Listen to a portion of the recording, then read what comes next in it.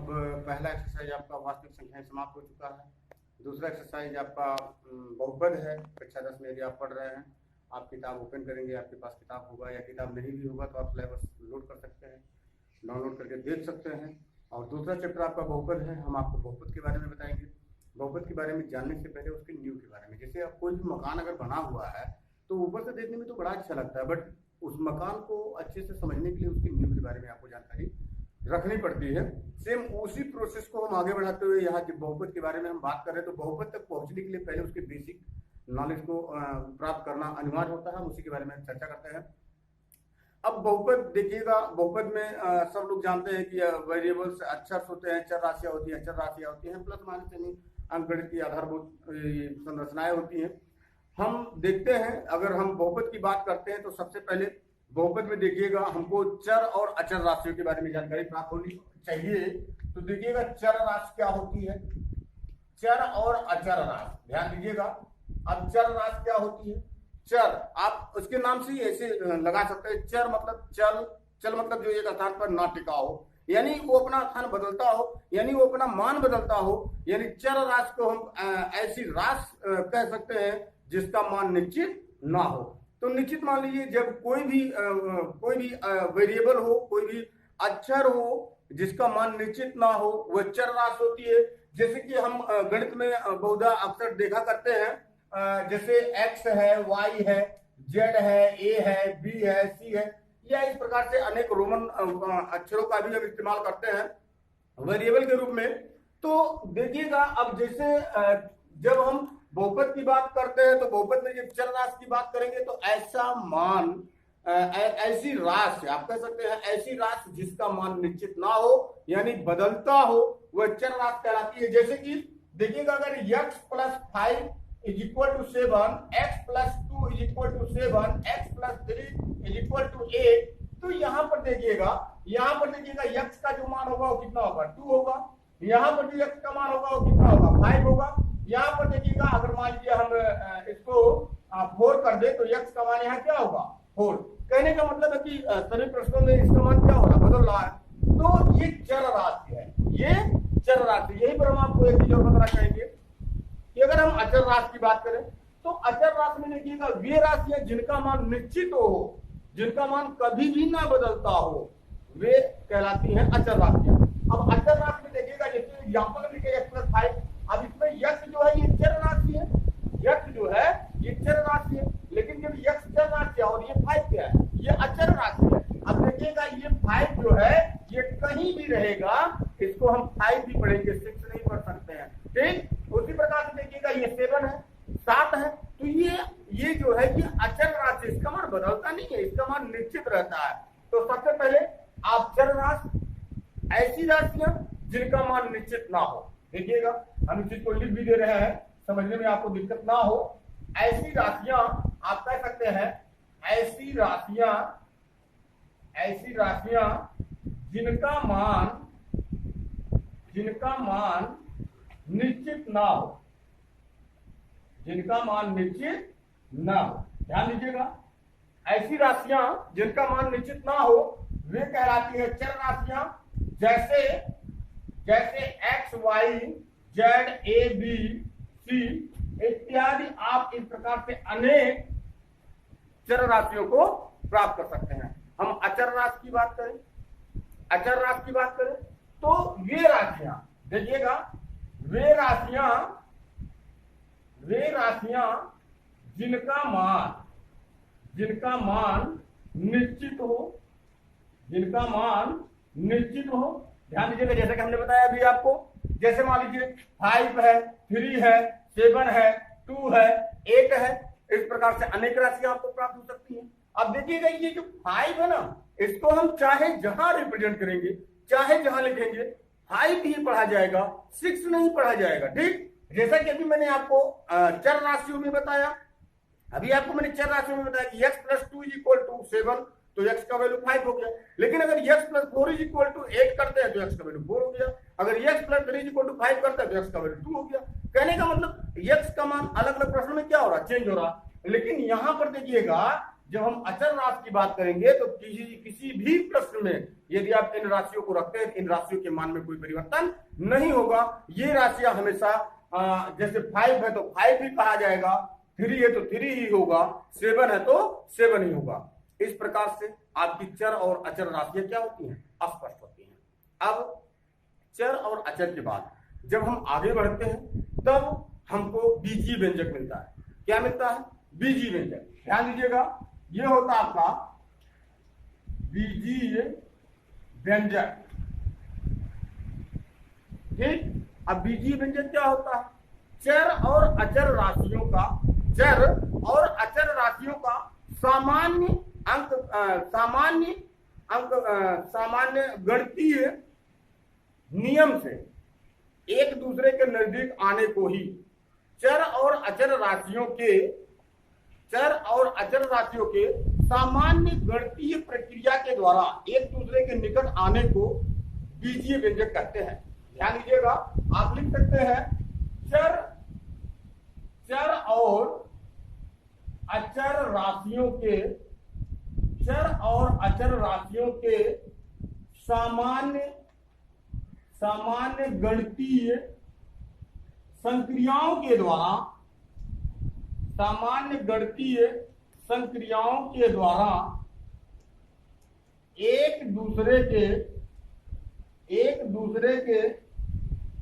निकट आना या निकट आने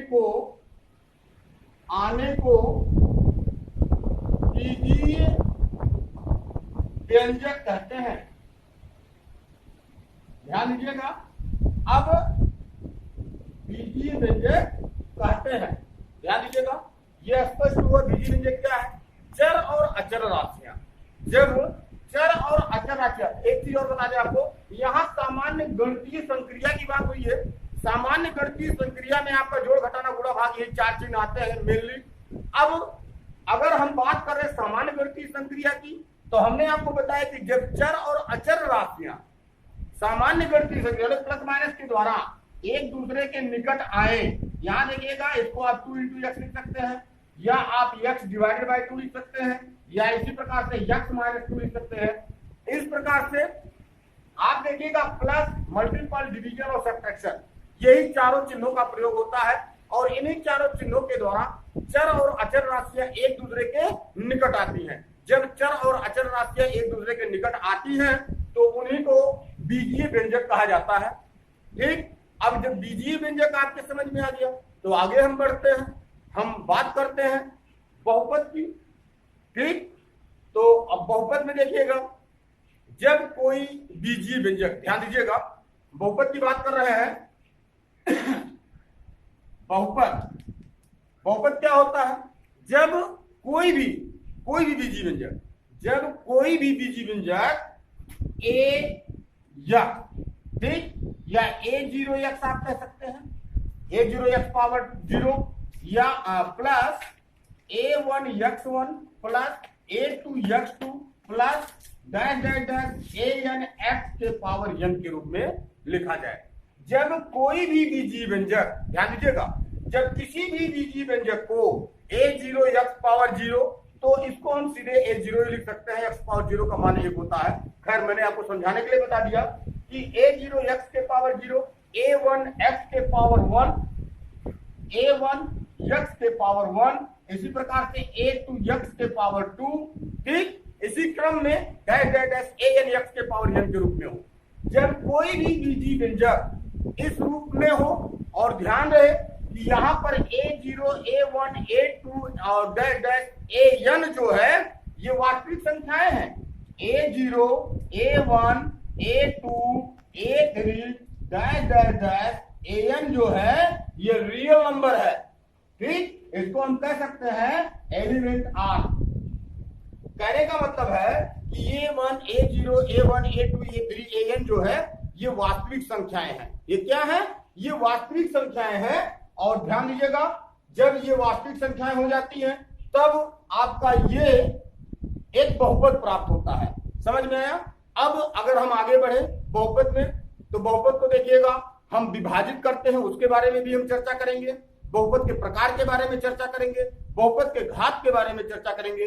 अब देखिएगा, अगर आपके समझ में बहुपद आ गया कि बहुपद हम किसे कहते हैं, तो अब बहुपद को हम क्लासिफाई करते हैं, उसको विभाजित करते हैं। अब बहुपद को देखिएगा घातांक के आधार पर और बहुपद को पदों के आधार पर विभाजित किया जाता है।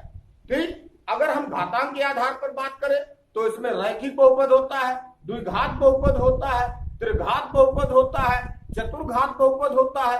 समझ रहे हैं? इस प्रकार से अगर हम पद के आधार पर बात करें तो पद के आधार पर एक पदीय बहुपद होता है, द्विपदीय बहुपद होता है, त्रिपदीय बहुपद होता है, चतुष्पदीय बहुपद होता है। इस प्रकार से अनेक आपको प्राप्त हो सकते हैं। ठीक, अगर हम बात करें इसके बारे में, हम थोड़ा सा लिख दे रहे हैं, आप देख लीजिए, समझ में आएगा अच्छे से। ये आपका चैप्टर इंपॉर्टेंट है और बहुपद में ही आपको 2-3 चैप्टर मिलेंगे। जब बेसिक आपके समझ में आएगा तो मान लीजिए एक्सरसाइज के क्वेश्चन लगाने में आपको कोई दिक्कत नहीं होंगे। वैसे भी इसके पहले भी हम बहुपद का एक वीडियो बनाकर डाल चुके हैं, आप देखे होंगे तो आपके समझ में आया होगा कि बहुपद है क्या। अब ये चैप्टर हम पढ़ा रहे थे तो इस नाते एक वीडियो बनाना अनिवार्य था और अब इस पर आगे हम बढ़ेंगे, आगे चर्चा करेंगे, एक्सरसाइज पर हम बात करेंगे। तो यहाँ पर देखिएगा, हम बहुपद के प्रकार की बात कर रहे थे। बहुपद के प्रकार, ध्यान दीजिएगा, हम बहुपद के प्रकार की बात कर रहे थे। हमने आपको बताया कि बहुपद को 2 प्रकार से हम विभाजित कर सकते हैं। एक तो हम घातांक के आधार पर विभाजित कर सकते हैं और दूसरा हम पदों के आधार पर।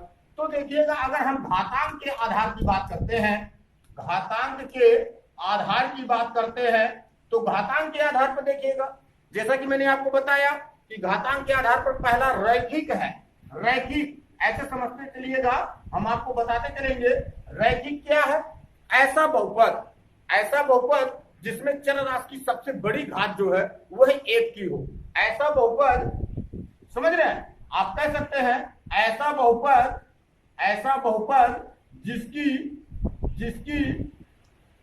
जिसकी सबसे बड़ी घात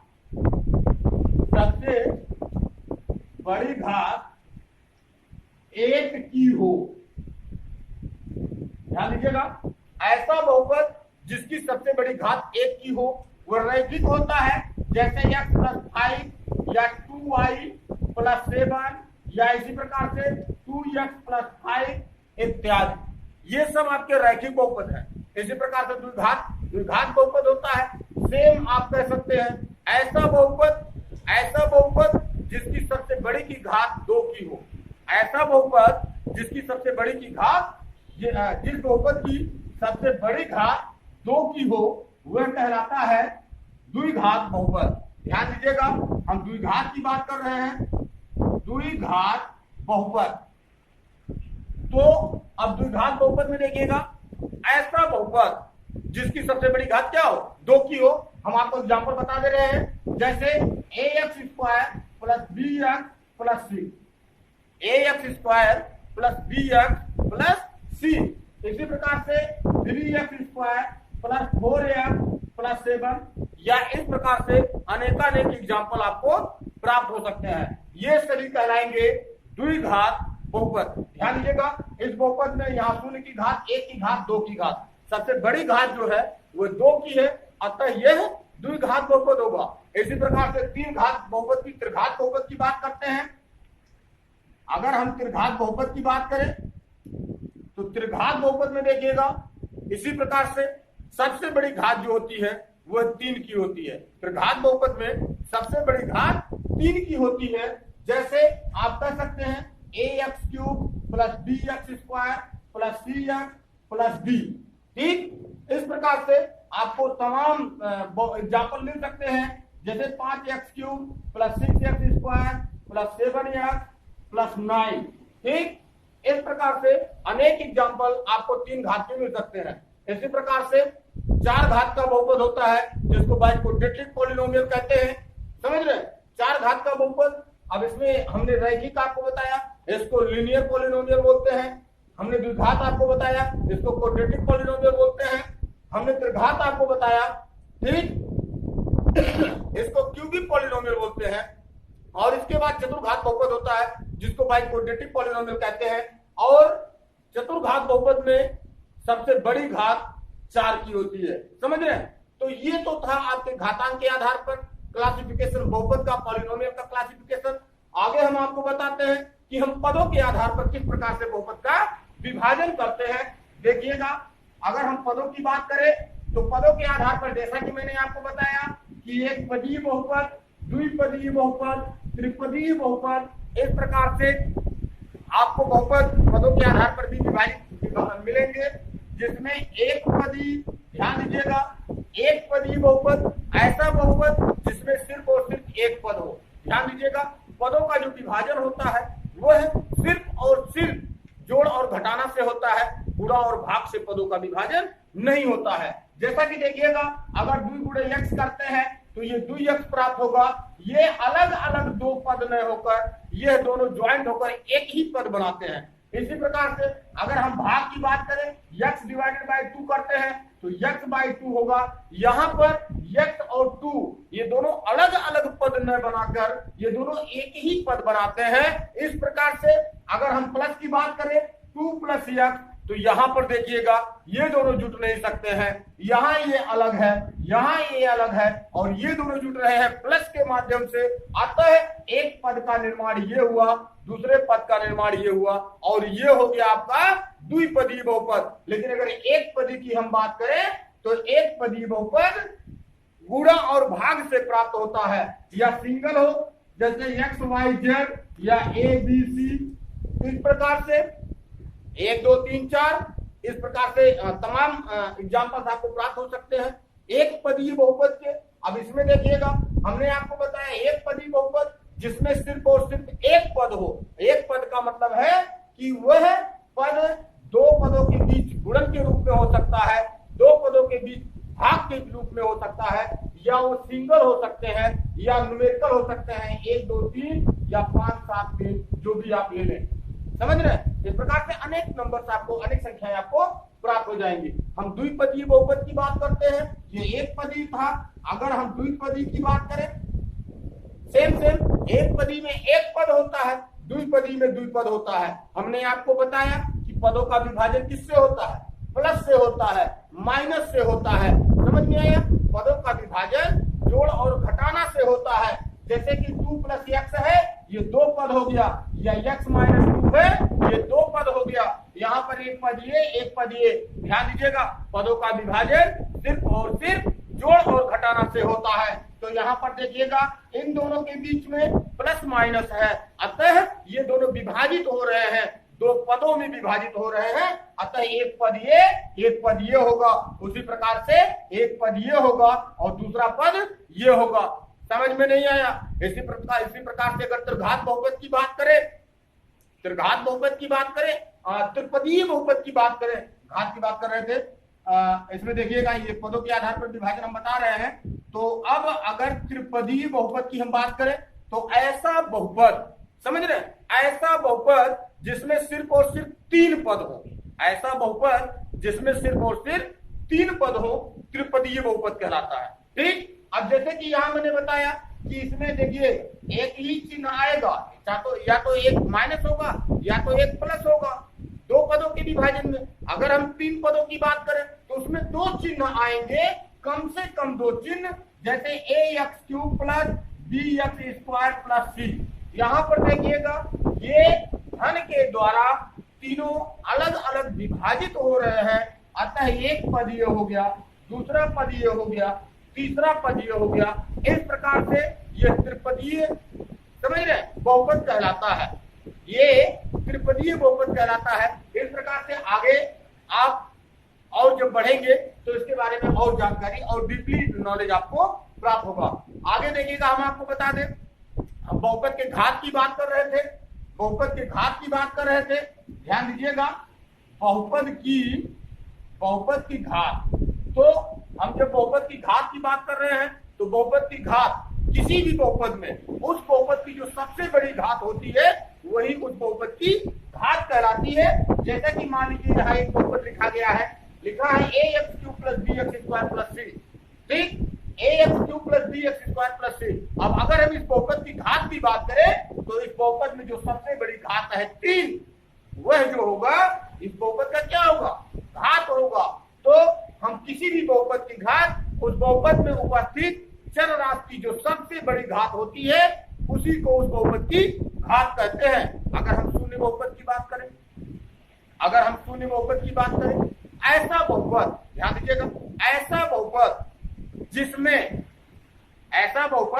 जिसमें चर राशियों का गुणांक शून्य हो, ऐसा बहुपद जिसमें चर राशियों का गुणांक शून्य हो, समझ रहे हैं, तो वह कहलाता है शून्य बहुपद। ठीक, अब ये आपका बेसिक था। आगे हम आपको एक्सरसाइज के बारे में बताएंगे।